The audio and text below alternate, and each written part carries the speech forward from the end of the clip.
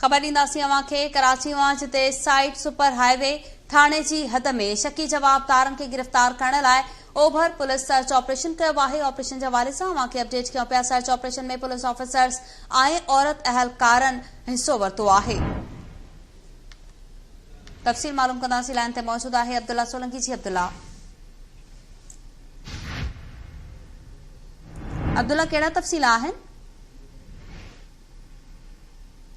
Nursing कोशिश कंदासीं राब्तो करण जी। मौक़े पे सर्च ऑपरेशन में पुलिस ऑफिसर्स ऐं औरत एहलकारनि समेत 200 खां वधीक नौजवाननि हिस्सो वरितो।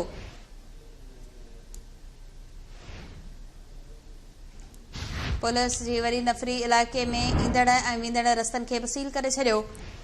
राब्तो बहाल थियो आहे। लाइन ते मौजूद आहे अब्दुल्ला सोलंकी। जी अब्दुल्ला, जी बिल्कुल साइट सुपर हाईवे थाणे जी हद में ओभर पुलिस जो सर्च ऑपरेशन थियो आहे, जंहिंमें 200 खां वधीक जवान हिस्सो वरितो आहे, जंहिंमें औरतूं ऐं जेको पुलिस ऑफिसर पिण शामिल आहिनि, औरत एहलकार पिण शामिल आहिनि।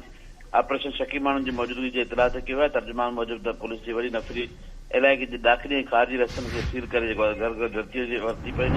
सर्च ऑपरेशन दौरान शकी माण्हू जेके हुआ उन्हनि जी पिण जेको आहे सो रिकॉर्ड चेक कयो वियो। उन सां गॾु उन बायोमेट्रिक वेरिफिकेशन कई वई। हिन वक़्त ताईं का गिरफ़्तारी न थी सघी, पर मुकमल तौर ते जेके शक हुयो उहो पुलिस पंहिंजो जेको आहे मुकमल करे छॾियो आहे। जी अब्दुल्ला सोलंकी अपडेट करण लाइ महिरबानी।